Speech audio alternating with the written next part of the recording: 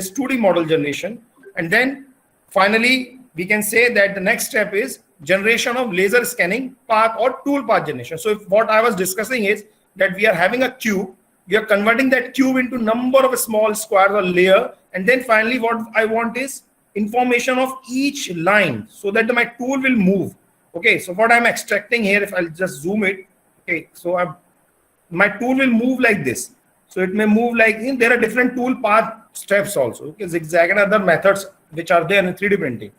So now I started with 3D, I converted it into 2D, and finally I'm having 1D data. And this 1D data I will use to decide the tool path generations, tool steps, G codes, M codes. I'll feed those data into a RP system. That is a rapid prototyping system, or I could say additive manufacturing system or 3D printing system. Actually, this technology, it initiated with rapid prototyping. We started that we will only focus on the prototyping of the end product. Okay, we will develop a prototype for testing, for concurrent engineering testing and all those things. But with the development of the technology, this rapid prototyping has, has advanced into rapid manufacturing, and then finally, 3D printing terminology has been coined, and now we are talking about additive manufacturing as a whole, which includes almost all the technology, all the things that we are doing in this area. Now, this data is fed into RP system, and then finally post-processing, which is a very, important step. In fact, in some of the 3D printing system, it is a compulsory step, post-processing or finishing of the part. And then if we test the prototype, because in rapid prototyping system, if it's okay, we'll compare it with CAD model. If it's okay, we move forward. Otherwise, we don't, we start with the initial step. We make suitable changes in the design or machine parameters. Now, how the generalized, data flow in any 3D printing process occurs. My topic is 4D printing. I'll just come to that in my, some subsequent slide. It is important to understand because ultimately it is 3D printing only. We are taking it further to develop a 4D printing process. So therefore, it is very important to understand the flow of data in 3D printing. So 3D printing, as I've told you, we can develop 3D CAD model using direct softwares like SolidWorks, CATIA, and all those things. Then we can also do reverse engineering process. Reverse engineering process, like we can use techniques like, laser scanners, 3D laser scanners, then 3D scanners. So we can utilize those, machines to develop the point cloud data. So this point cloud data, which can be post-processed using suitable softwares, okay, to develop a 3D model. Okay, so we are actually designing a product with, in a reverse way. Then there is another way of getting the data for 3D printing, that is medical reverse engineering, which is also commonly known as MRE, the medical reverse engineering, where we are actually, it is quite similar to what I was talking about reverse engineering. Only difference is here we are having the medical data that we acquire from MRI CT or CT scan. Okay, generally we get this data in the form of DICOM images. Okay, and then there are softwares which are very popular in this category like Mimics. We can use such software to 3D for the development of 3D reconstructed model. Okay, and this medical reverse engineering is very much explored in 3D printing nowadays. So once we are having the 3D model, we go for development of STL file, which is the stereolithography files, which is commonly used files for any 3D printing system. Then there are other types of machines like files like stereolithography contour, SLC, or CLI, but generally we use STL file format.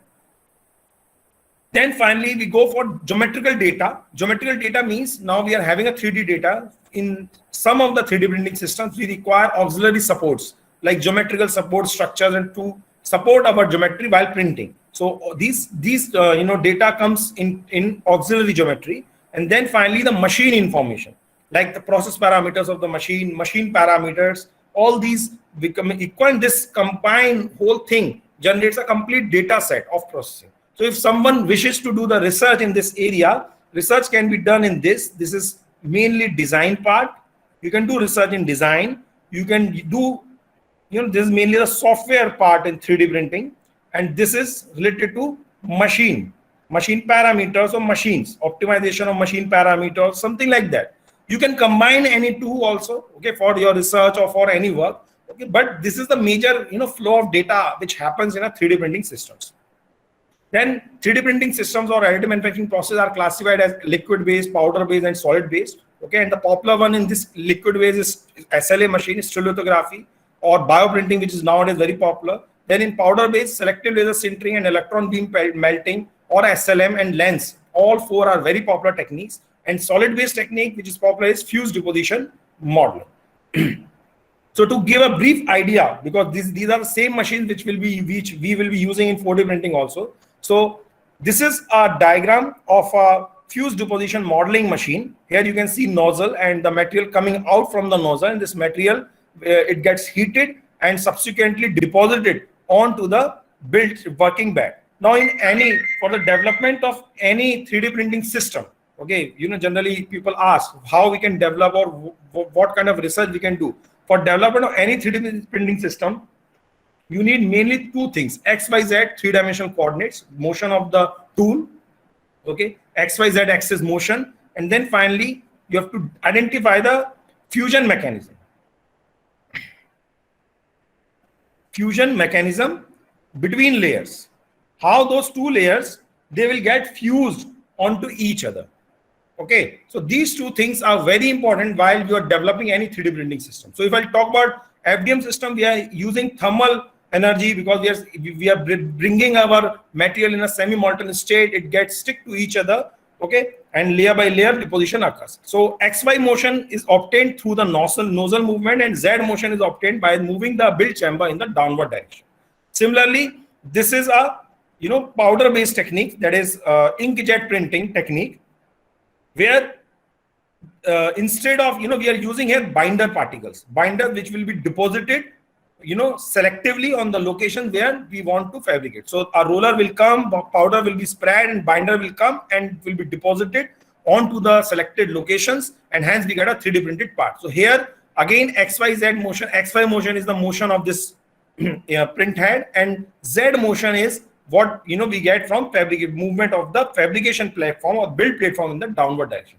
Actually, it's the invention of this technique the word 3D printing came, okay, because it's actually the subsequent advancement of the 2D printers that we use in our day-to-day applications. Now this is stereolithography apparatus. This is the first of a 3D printing system which was developed, okay, SLA machine. Here we use the photopolymerization process as a fusion mechanism to get bonding between the layers, and there is a laser beam. So laser here is used as a light source, okay, so it will be moved in the XYZ motion using the mirroring systems, and as it falls onto the photopolymer resin, photopolymerization process occurs, and hence the layer gets cured. So again XY motion from laser movement and Z motion from bed. Then there is another very popular machine from where rapid manufacturing word came, that is selective laser sintering. Here laser is used as a power source or a heat source. So it falls onto the powder material, it gets sintered or melted, okay, depending on the fusion mechanism in powder-based technology, and hence we get the final part fabricated in selective laser sintering. Then there are other techniques like EBM, where we are using electron beam instead of laser beam, and generally it is used for metal-based products. And this is lens, laser engineered net shaping, where material comes in the form of powder, it comes directly in contact with the laser, and it gets melted and subsequently deposited onto the substrate. So these are some of the popularly used 3D printing techniques. There are other types of techniques also. It is not limited to only these techniques, but these are popular ones. Okay. Now comes the topic of today's discussion, that is 4D printing, and how the emergence of 4D printing from 3D printing it occurs. Okay. Generally, whatever I've discussed in 3D printing, we are having a material, we use a suitable 3D printer, and we get a static structure, or fixed structure that we have designed. Based on that design, we get our static structure. But what is 4D printing, and how the same existing 3D printing machine, it can be used for 4D printing purpose. So in 4D printing, we are using smart materials instead of conventional materials that we are using. Smart materials which can behave differently under the exposure of some external stimuli, which I will be explaining what are these. So generally in case of 4D printing system, we generally use multi-material printers, okay, which have the capability of printing multi-materials in a single go. And the most important step here is mathematical modeling. Okay, we need to program or model each and every step. Okay, in whatever process parametering step and designing step, each and everything has to be modeled systematically by using suitable mathematical algorithms. Okay, and therefore, because we are actually designing a system which will behave in a certain manner, okay, then only the concept of 4D printing will be successful. So finally, we get a smart static structure which will change its which will change its dimensions, its behavior under the action of external stimuli. Then when there is an external stimuli, we have to study the interaction mechanism also, how this structure will behave. So finally, what we are getting is a smart dynamic structure in a 4D, you buy a 4D printing system. Okay, so you can use an existing 3D printing system that I have discussed, just in the previous slides, to develop a 4D printing system. Only thing is you have to incorporate a mathematics as well as interaction mechanism with some external stimuli. Obviously, you are using some smart material.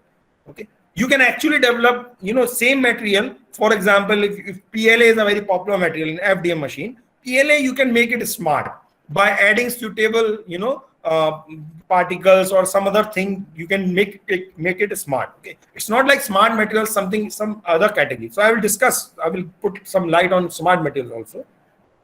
Now, what do you mean by 4D printing? We have seen the emergence of 3D printing from 4D printing from 3D printing. Now, what exactly this 4D printing means? So you can see here, 1 dimensional, 2, then 3D.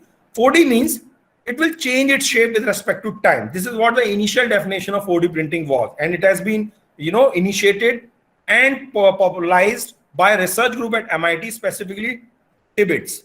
Tibbet is the one in 2013. He actually, presented this work in a conference where, this work was the benchmark work in this area of 4D printing, and he has developed some very, advanced systems using 4D printing.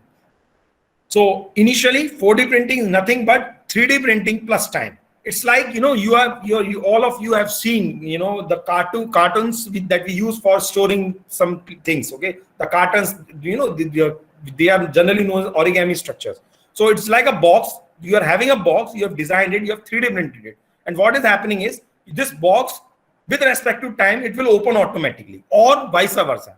You have printed this way, and when some stimulus come and falls on this system, it will automatically fold and form a box.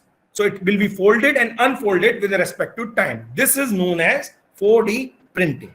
So your system, your structure that you have designed or developed or printed, it will behave in a certain way. So for example, that example that I've given you, this box, it can be used for storage and transportation purpose. Okay, and it will be completely automatic in nature based on the designing that you have done. So with tremendous work which has been done in the area of 4D printing, a more comprehensive definition has been projected or coined, and that definition is 4D printing is a targeted evolution of a 3D printed structure. Targeted evolution. So targeted means you are planning each and every step and you know what is coming. Okay, you have to mathematically program it in such a way. So targeted evolution of 3D printed structures in terms of shape, property, and functionality. It can be change in shape, it can be change in property, or it can be change in functionality, how it will behave. Okay, it can be anything. Okay, it is capable of achieving self-assembly. These are self-assembly structures, multifunctionality, and self-repair. Okay, some of you have seen, in space application, there are some materials which will repair themselves on their own, which are used generally in antenna applications. Okay, so we can use such kind of a 4D printing concepts to develop such, and generally these are time dependent, printer independent, and predictable in nature. Okay, so these are some definition of 4D printing. How does 4D printing works? 4D printing generally what it demands is how a material will react to a certain stimulus. So this is the first question that you have to answer. You have to do a comprehensive work to get a suitable answer to this question. How a material which you are about to print will behave under the action of certain external stimuli. So by this stimuli word, I will discuss these things in more details. What are different types of stimuli and all those things. Now, once you have that knowledge, you go for development of the CAD model. Okay, which will ultimately you will be 3D printing it. Okay, it can be a single or composite material, okay, depending on the requirement of your application. And then the most important step is programming. It should be, there has to be a programming and response, which should be systematically designed and devised, okay, mathematically as well. So with these approaches, 4D printing, it works. And we use generally smart materials which can be programmed and activated, and systems that we use for fabrication of these smart materials are the same that I've discussed: SLA machine, stereolithography, fused filament fabrication, which is nothing but similar to FDM machine, material jetting, binder jetting machine, selective laser melting. Okay, so basically these are polymer based techniques. Okay, it can also be used for metal. This is specifically used for metals. Okay, these are the techniques which are commonly used for 4D printing, but you can also use EBM, lens, other techniques also. Okay, people are doing extensive work in this direction.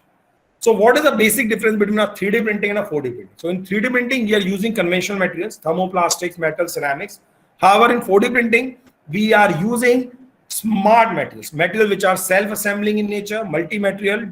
They are designed materials. Okay, examples are shape memory alloys, okay, nickel titanium shape memory alloys, self-degradation materials, UV driven materials. Okay, there are varieties of materials, and I will be discussing those materials. Then design. So it is just, we are doing CAD modeling and we are printing it. But here in 4D printing, we are designing it for change. So we are actually designing it for change. Like maybe, the final part is a cube, but you will not design a cube. You will design a flat surface, which will finally, after 3D printing, it will, under the action of an external stimuli, it will form a box. Okay, so the designing procedure, differs completely. Then comes the printer. So we use conventional printer here, and here we can say that we are using smart 3D printer, but we can use conventional printer and we can actually, modify it to our requirement. Change application, the changes, it remains as printed, but here it changed the shape, color, and functionality.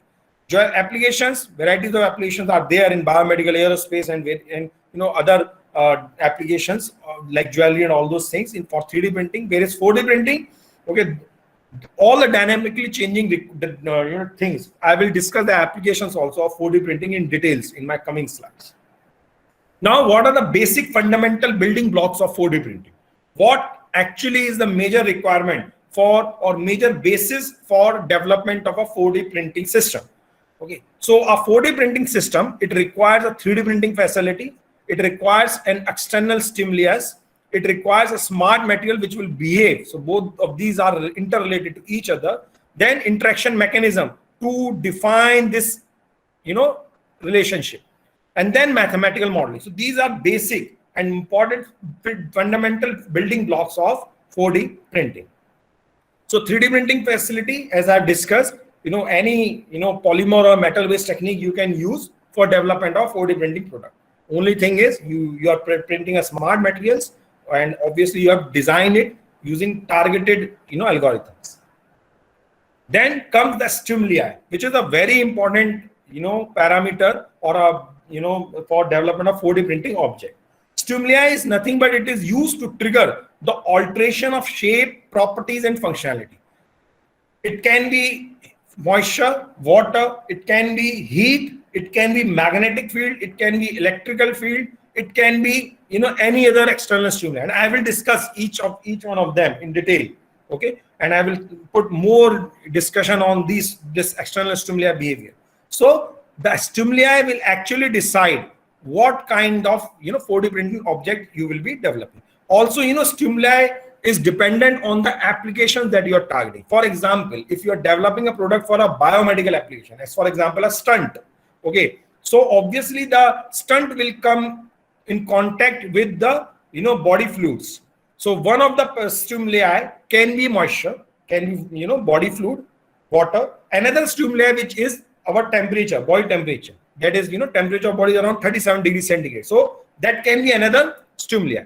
Okay, so this way we decide what kind of stimulus we will be selecting. So it is more or less governed by the application also. So as I've told you, the selection of stimuli, it depends on the requirement of specific applications. Okay, so which actually decide what type of material also you will be using. Next is smart materials. Next type of major building block for 4D printing is smart material. Okay, smart materials should be self-sensing. They can be, decision-making materials which can decide on their own. They are responsive material. They are shape memory, self-adaptable, multifunctional, and self-repair. So these are the categories of smart materials. Okay, which can be used for 4D printing systems. Okay, for development of 4D printing system. Then comes the interaction mechanism. So it is again a very important thing to decide or to analyze while developing a 4D printing system. What interaction will be there between a smart material and an external stimuli? How it will behave? What steps are there in its interaction? Okay, what will be the behavior at the microstructural level? Okay, so all these things you have to analyze and observe systematically. Otherwise, if you don't analyze the interaction mechanism, then there is no purpose of going to 4D printing. Okay, because ultimately, if you don't know how the smart material will behave under the action of external stimuli, you will not be able to design anything. Okay, so therefore, interaction mechanism is very important because it will help you, to decide the sequence of events that will be occurring. Okay, and then finally, the most important building block, that is mathematical modeling. Obviously, because you are focusing on targeting evolution of a product, so mathematics is very important. Okay, you have to model in such a way that it will behave in this way, and that is achievable only when you are having a mathematical basis behind it. Okay, if you don't know the mathematics or the model is not there to decide that model, you can develop based on experimentation also, or without experimenting also, using some simulation or something like that. But modeling is very important. Okay, for example, if you're developing a product based on magnetic field effect stimuli, so you can use some softwares like Maxwell, okay, with the help of which you can design the behavior of the product under the action of magnetic field. Now coming to the smart materials part, because again and again this word is coming, smart material is very important. So let us understand what these smart materials are. Smart, or we can call them as stimulus responsive material.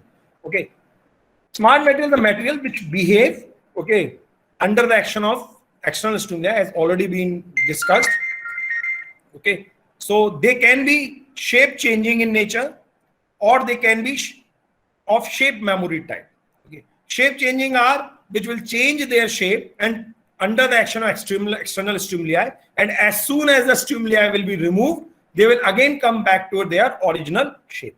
But there is another category of material, that are shape memory material, which have the capability to remain at certain changed position for certain period of time, and they will remain at that location until and unless you will again apply some external stimuli that can be same or different. Okay, so these are the two basic categories, that is shape changing materials, okay, which are kind of a reversible material, and shape memory material which do not need any predetermined deformation. Okay, so this is a table which is showing the classification of these materials. They can be, shape memory materials can be shape memory alloys, shape memory polymers, shape memory hybrid materials, shape memory ceramics, or shape memory gels. Okay, so this is an umbrella of smart materials. So let us go deep and try to understand this concept, what these smart materials are. So generally, the shape memory materials. So we are now focusing more on the shape memory, okay, because they are very much used. So there are two basic steps in any shape memory material. One is a programming step, and another one is a recovery step. So these are the two critical steps in any shape memory material. Then there is a shape changing material. So let us focus on these figures. If you see, first one is shape changing material. So this is my A material.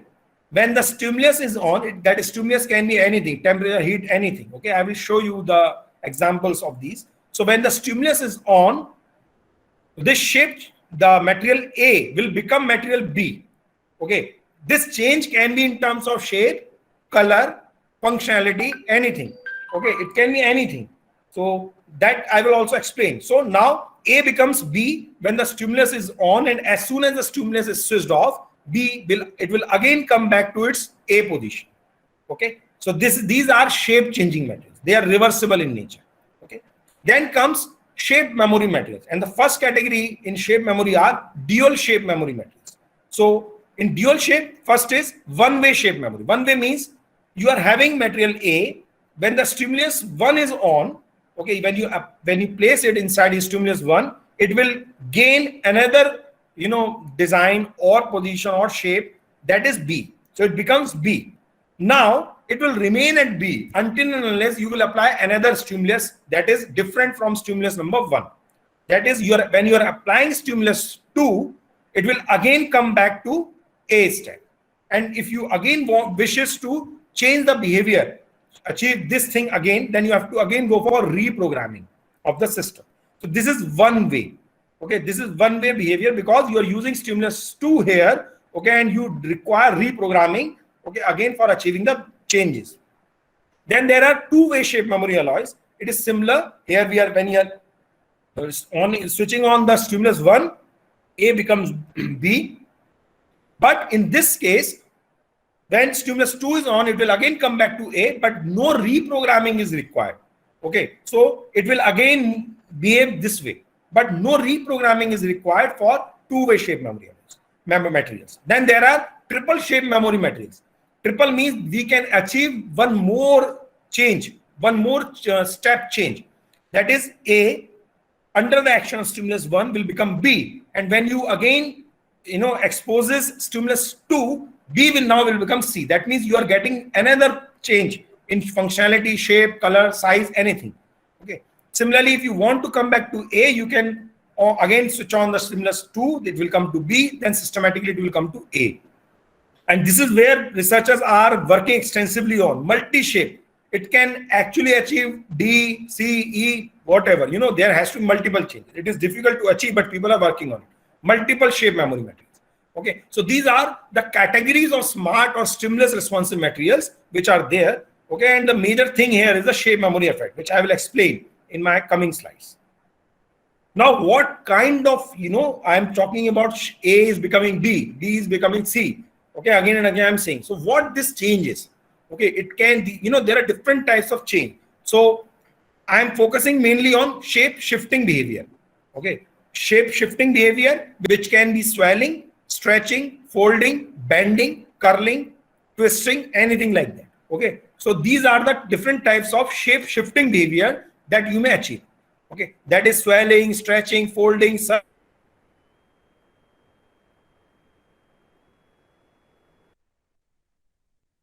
What these shape shifting behavior are? The first one is stretching behavior.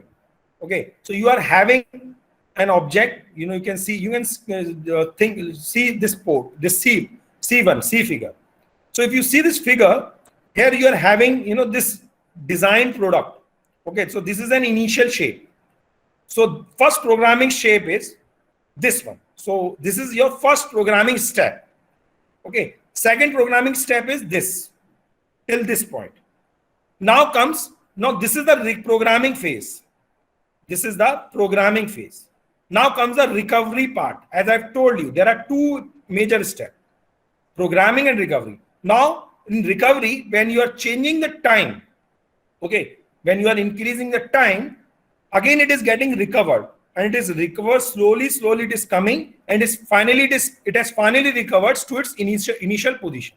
That is, you can say that this is A. So when you are applying some external stimuli, I'm not talking about the stimuli right now. I will focus on stimuli in my coming slides. So it is changing the shape, and finally it will come back to its original shape. So this can be used in robotics. Okay, you can imagine now, start imagining the application part of it. This can be used in robotics or actuation systems. Okay, similarly, these are the shapes, stretching behavior. So the material is getting stretched in the longitudinal direction automatically. You can see here, this is again an example of stretching. So this is what you have designed, and with time it has stretched. Okay, so this is a stretching behavior. Then comes folding behavior. Okay, or we can say, origami behavior also is very commonly used. So one-dimensional to two-dimensional folding. There are videos available on YouTube. If someone wishes, they can go through those videos also of how these 1D to 2D folding occurs. Okay, so this is a 1D line that was 3D printed. And finally, under the action of external stimuli, let's say it is magnetic field, it is curled into some shape. This is 2D folding, one dimensional to 2D shape. So this is some 2D shape that you achieve. For example, there is some name, your name is came. Okay. Then one dimensional to 3D folding. So this is a strip that was printed and finally it has taken certain shape. Okay. So 1D to 3D folding. Then 2-dimensional to 3-dimensional folding, origami structure. Same example of, the carton that we use for storage. Okay. We have printed it like this. Okay. And finally it will fold automatically to form a cube. So, this type of application, it can be used in drug delivery. And I will show you how in my application part, drug delivery. Then 2D to 3D curving. So it is forming a curves fold, on its surface. Next type of behavior is curling behavior. So this is the initial one. So it has curled, it is curled into some shape. So this curling behavior is again, it can be used for varieties of application. So this is surface curling. Next type of shape shifting behavior that we can achieve in 4D printing is bending behavior. Okay, this is your initial material, it will bend. So you can see this is the strip, it has bent. This is the strip, it has bent.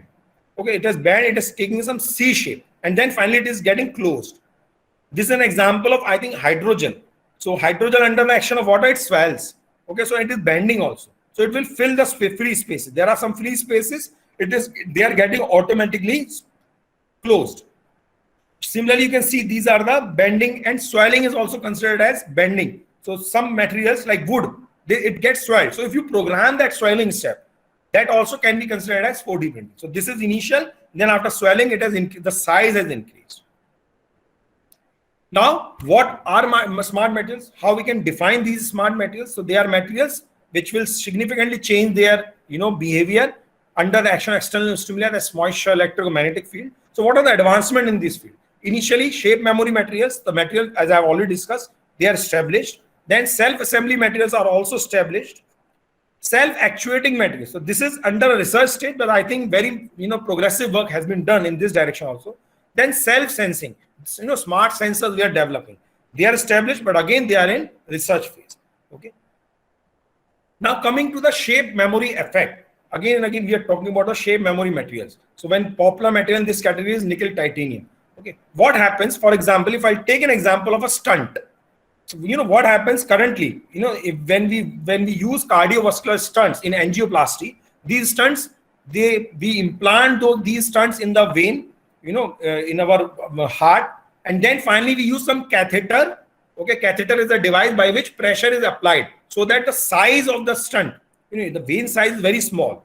Because we need to remove some blockage, we implant the stunt here, then we apply some pressure using catheter, and it expands. Finally, it expands literally.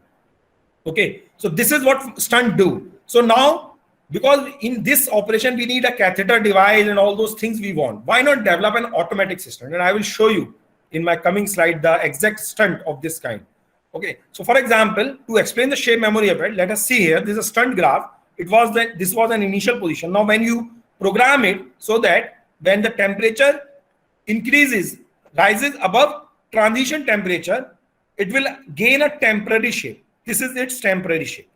So the diameter has reduced of the cylinder. Okay. Now again in the recovery phase, again if the temperature rises above the transition temperature, it will again regain its original shape. Why this happens? Because of the changes in there are microstructural changes, thermal stresses were there, then transformations in austenitic to martensite, and such kind of transformations they occur, and hence because this kind of shape changing behavior or shape memory effect it occurs. So it is happening at the microstructural level. Okay, so this, because for example when you're heating it is the stresses are getting induced. So these stresses are actually causing the change in shape.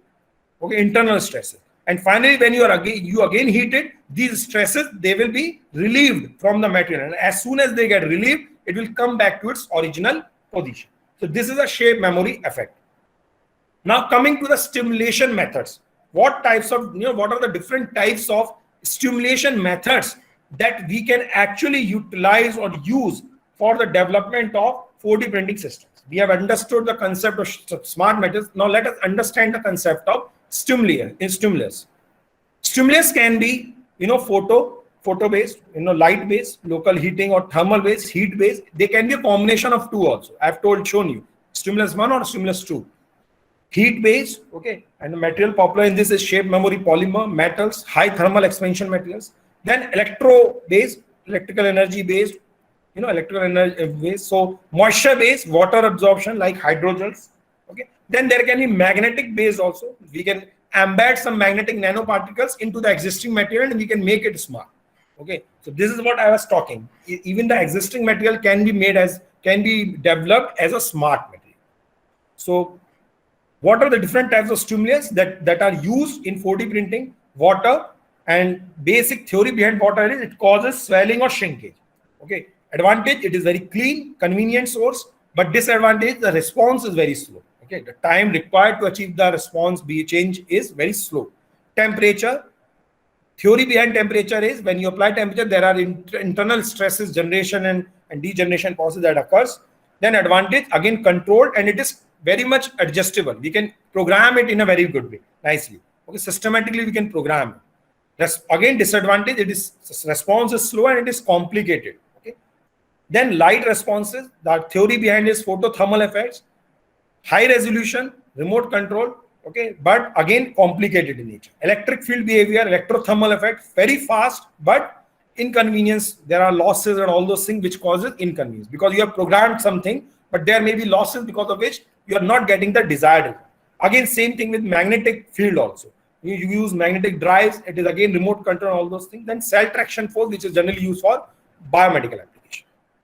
Now, one by one, let us see what are these external stimuli, how material behave. So you can see this is an example of a cellulose pulp material. It's like a flower we have 3D printed. Okay, and this flower, when you hydrate it, that means when you put it inside of water, it will become flat. Okay, and as soon as you dehydrate it, so this is the dehydration step, it will again become a flower. And when you hydrate it, it will again become flat. So this way you can utilize these type of structures in certain applications.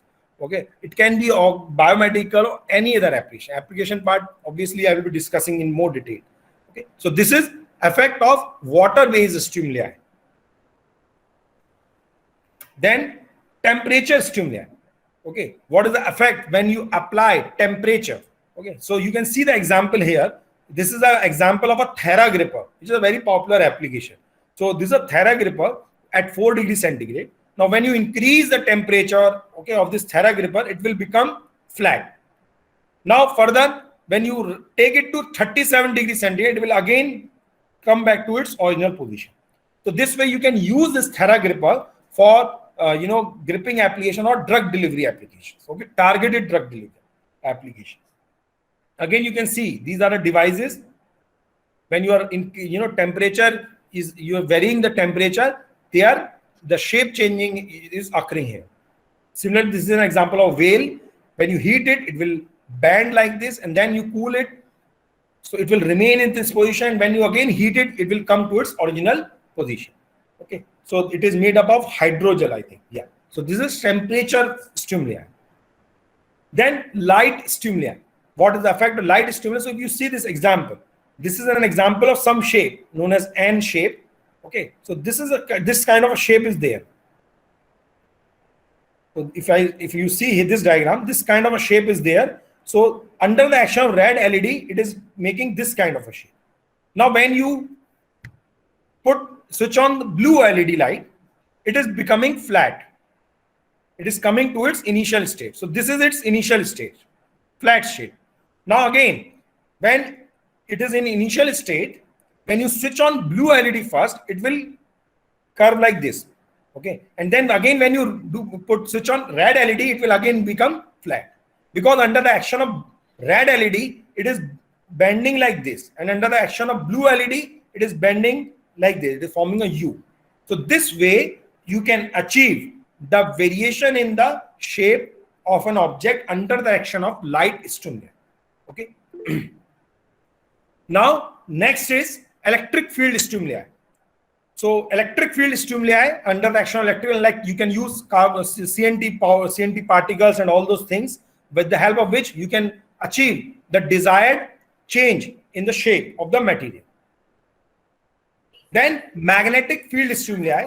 So you can see that with the increase in the time, 0 second, 11 second, 13 second, and finally 19 second, this was the initially fabricated shape of this kind. And when you're increasing the time as well as you're applying some magnetic field, it is getting opened. Okay, so this is under the behavior under the action of magnetic field stimuli. Now we have seen the effect of external stimuli. Now coming to multi-material structures in 4D printing. Okay, this is again a very key concept whenever we go for 4D printing, because printing a single material, by printing a single material, it is very difficult to achieve the 4D printing behavior sometimes. So people or researchers generally go for multi-material 4D printing. So what is multi-material? You can see here. These are the researchers who have worked in this areas. You can see here pink and blue color indicates different materials. And the designers, they have developed the material in such a way, that these crystals are, spaced evenly or uniformly, in systematic patterns, so that the material will behave accordingly. The very good example of this, which you just, in few months back only, I've just seen the camouflage thing.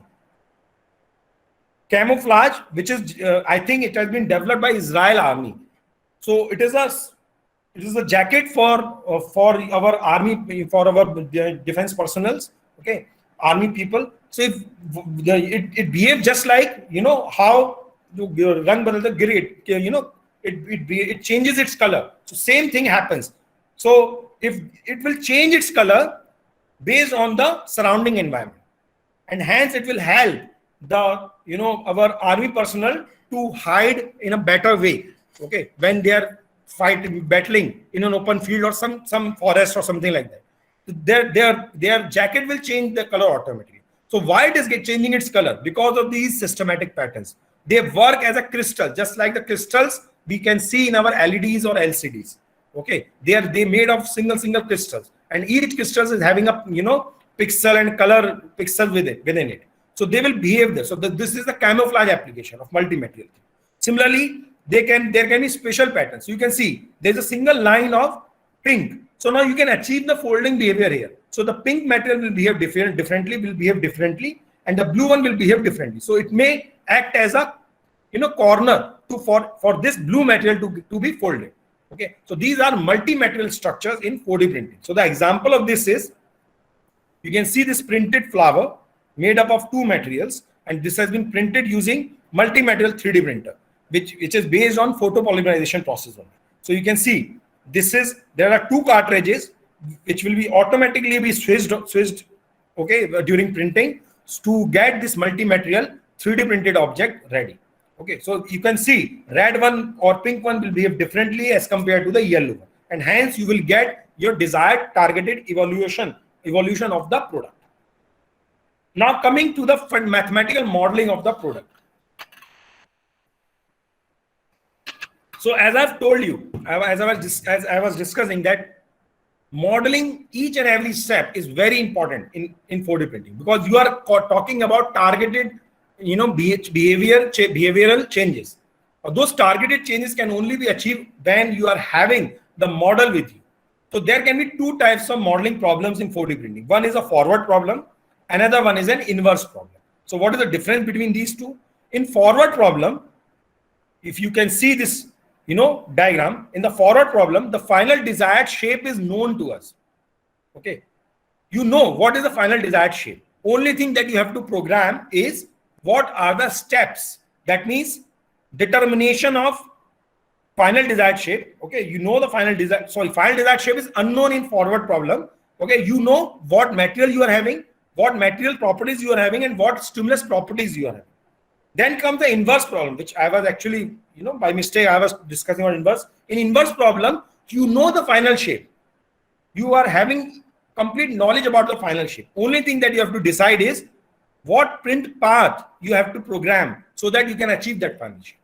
Most of the times in 4D printing, we handle, inverse problems. And what are the parameters? Because any mathematical model, it works like input and output relationship. So Inputs can be material properties like mechanical properties, Young's modulus, swelling ratio, glass transition temperatures in polymers, or stimulus properties like behavior under action of temperature, light, what is the effect of magnitude of light. Then material structures or printing parameters. Okay, all these are important. Then final desired shape is again an important criteria, like what you want.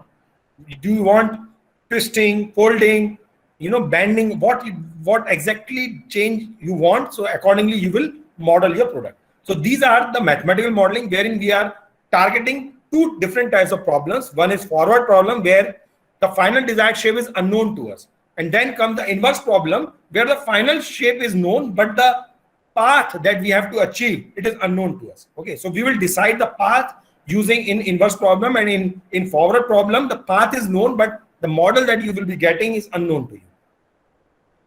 Now coming to the application of 4D printing. So the first and most important application of 4D printing is drug delivery, or if I'll call it, it is targeted drug delivery. What happens in, currently, for example, if some patient, some human is having cancer, okay, and currently what happens in cancer, the cancer curing, we use chemotherapy. And if I don't know if somebody know what happens after chemotherapy, actually the patient has to undergo tremendous amount of pain in chemotherapy. In fact, complete hair loss of the body, full body hair loss, it happens after the chemotherapy, in patients. So for example, if the cancer is, if any person, unluckily is having a cancer in his, stomach, so we are doing chemotherapy which is affecting the whole body. Okay, so therefore the medical practitioners and the researchers, they are now working on targeted drug delivery. That means the drug should be delivered only to the selected location where the curing is desired. Okay, so for example, in chemotherapy, if somebody is having stomach cancer, so the chemo will be done only in the selected location where those tumors were there. Okay, and it will not affect the other parts of the body tremendously. In some cases it may affect little, but systematically, if we will plan, it may not affect. This is targeted drug delivery. So how we can achieve it? Okay, we can achieve it if you can see here. This is a device which is used for targeted drug delivery, and it is based on pH variation. So if the pH, this is a scaffold actually, and it is known as drug releasing scaffold. Drug releasing scaffold. Scaffold is a porous structure, okay, which generally we refer to, which is degradable in some cases, okay, which is made up of materials which are degradable in nature in human body, okay, like gelatin or other types of degradable materials. Okay, so these drug releasing scaffolds, we fill these scaffolds, the pores of these scaffold with drugs, desired drug, and the drug elution behavior or the drug delivery mechanism will be based on the pH. Now, if the pH, you can see this diagram, if the pH is acidic, neutral, or alkaline, that will be because you are targeting some drug, some specific portion of the body. So being a doctor, that this pH change we can achieve. Okay, so if the pH changes, the drug diffusion from this drug releasing scaffold will happen to the wound or to the portion where you want to supply the drug. So the drug will be supplied only to this selected location and not to the other part of the body. Other part of the body will remain as it is. They will only release the drug when the required amount, for example, maybe the desired pH value of 4.5 is required here. Okay, so if the pH value of 4.5 is achieved, so the drug will be released, okay, in such cases. So this is known as targeted drug delivery. Okay, targeted drug delivery is a very extensive application of 4D printing. Then 4D printing application in case of stunts. I've already discussed stunt application. So this is a stunt application of trachea stunt. And luckily I have been part of this research at IIT Delhi during my PhD days, where there was some study which came to a project in collaboration with AIIMS New Delhi, that people generally, somebody, if some knife is, or some injury occurs to our throat, trachea. So that the trachea portion of our throat, it gets damaged, and there are no procedures to repair it. We can either stitch it but during that procedure also patient gets, the death of the patient occurs. So why not develop a stunt, okay, for the trachea? Trachea is a very, sensitive portion. So the stunt also required should be very, sensitive, because if trachea, somehow it just contract, so it will choke the flow of the oxygen, and obviously it will result in death of the patient. So trachea stunt is a very good application for this. So 4D printing can be used for that, so as to avoid that choking or something like that. Okay. Another application is, you can see here, stunt. As I've told you, stunts, they are supposed to be implanted within our cardiovascular muscles, okay, veins, and those veins are very small in size. So you cannot implant this stunt as printed stunt directly. You have to reduce its size. So you can reduce its size by doing the programming step. So the temporary shape that you will achieve is very small. So you can implant this now fabricated stunt inside the vein, okay, and then finally, when maybe temperature changes occur, because the body temperature is 37 degrees centigrade. So when 37 degrees centigrade temperature is achieved in the surrounding environment, it will again regain its original shape, this shape. So what exactly it is doing? It is removing the blockage inside the heart. Other types of application of 4D printings are robotic applications. You can see here, this is again an application of gripper, thermally activated gripper. So you can see it is self-assembly in nature, and it is working on its own under the action of thermal stimuli. Similarly, you can see this is, I think, water stimuli. So it is changing its shape. It is completely closing itself under the action of water stimuli. So this can be used in robotics. So this is a robotic finger. So we are using some wires which are made up of smart materials, and we have designed it such a way that it will automatically be used. So such type of devices can be used for prosthetic application, artificial hand or artificial, leg or something like that.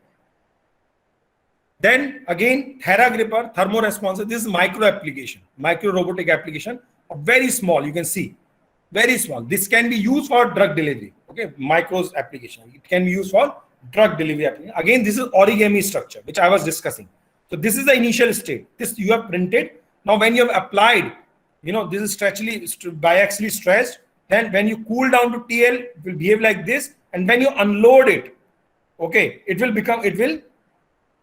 closed. Now again, when you heat it till TH temperature, it will again be open. So it can be used for transportation purpose also. Container. Again, drug delivery application, we can see water. Okay, these are hydrogels, I think. So hydrogel, under the action of acetone, it is completely wrapped. Okay, and then when it comes in contact with water, it is again open. So what are the future scopes of 4D printing? So we have seen certain applications of it. Future scopes is, researchers are working on self-assembling materials which can assemble on its own. Okay, this is the current state, and very good work has been done in this direction. So these are the materials which are able to assemble themselves on their own.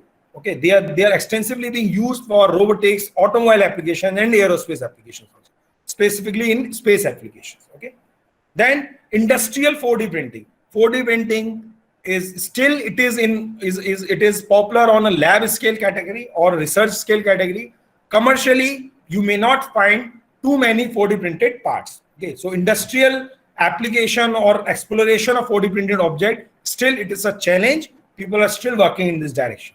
Then environmental manufacturing, sustainability, how to achieve that. Like for example, solar cells. Today only I was reading one paper on this. One of my group is working on that. Developing of smart solar cell, flexible smart solar cell using 4D printing. Okay, that are capable of generating energy. You can wear that band and you can generate energy. Okay, for your watch or some other application.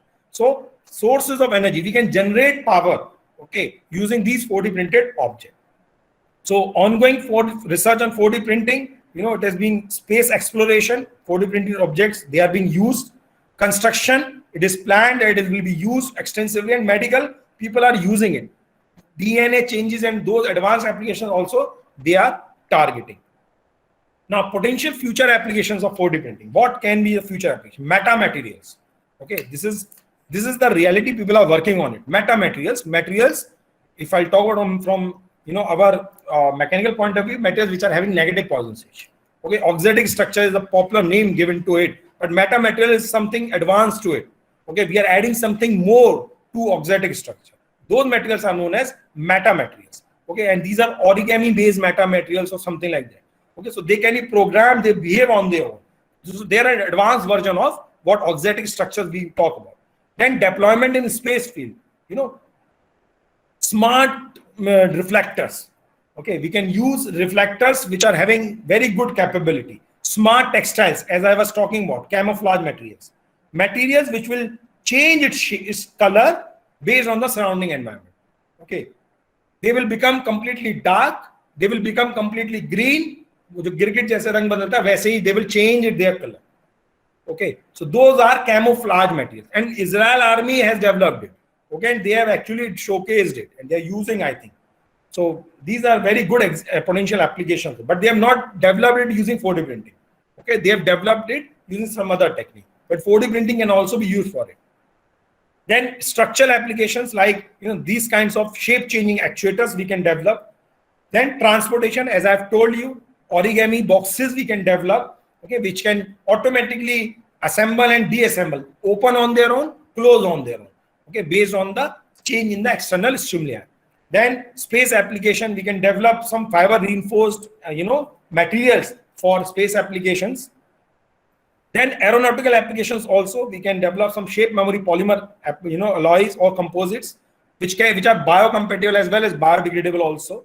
Okay, so then again, space applications. So coming to the summary of whatever we have discussed, 4D printing, it is nothing but it is a combination of active materials. They can be shape memory alloys, shape memory polymers, which are hydrogels and other materials. Then we can use 4D printing techniques like SLA, FDM, direct inkjet writing, inkjet techniques, microstereolithography, or SLM or some other techniques. Okay. Then we have to decide the shape changing mechanism. What type of shape changing mechanism we want. So we are actually imparting this to the above two steps to achieve the 4D printing behavior, and then we will have to select a suitable application. So these all are, it is not one by one step. They are interrelated to each other.